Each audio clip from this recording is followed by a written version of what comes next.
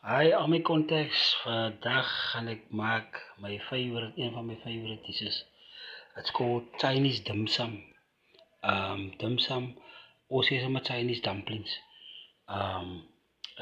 Dim sum means, in Chinese it means a touch of heart. Hier's my ingredients. Ek het so 'n halwe eif, dit lekker fyn gekap. En daar het ek 'n clove of garlic en 'n stukkie ginger. My assistant is nou nie hier om vir my te help wyn nie. En daar is my beef mince. En hier het ek bietjie fish spice, ek is mal oor hy spice, miskien kan ek enigiets gooi. Hier het ek 'n bietjie peanut sauce, ek kan dit chicken en pork gooi. Dis lekker Chinese goeders. En hier is my fish sauce en as die anchovies wat ferment is en is ja net 'n druppel of twee goes a long way, soos hulle sê. Hier is die soy sauce, gewone soy sauce, not a dark one. Ek het die light hier so en ek het die dark soy sauce. Hier het ek 'n bietjie marmite, is nog 'n klein bietjie sout by. En dan heb ik wat is die beef cubes. Maar ik ga niet ingooien van al die goeders hier, al die ingredients. Hulle het al klaar 'n bietjie sout in. Hier is 'n pakkie die rookjou kappersoep. Dis die vegetable flavor.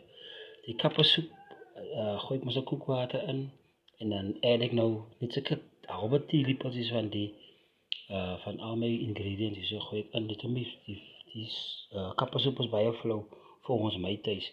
So ek enhance dit net 'n bietjie met my Chinese dinges. En hier is my deeg. My deeg het nou lekker geset al. Ek sien ja, hy is reg. So nou gaan ek gou net my vulling gaan ek gou net gou aanmaak en dan gaan ek dit uitrol.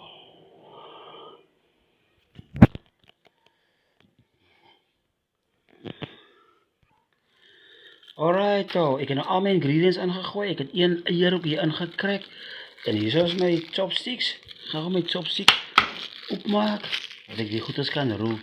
Nou die Chinese, hulle sê jy moet in een direction roer. Jy moet nie regsom roer en dan change jy net weer anti-clockwise en vice versa nie. So vat jou vork of whatever jy gebruik en dan roer jy wat, dan maak jy dit aan soos jy frikadel aanmaak, gewone frikadel aanmaak man.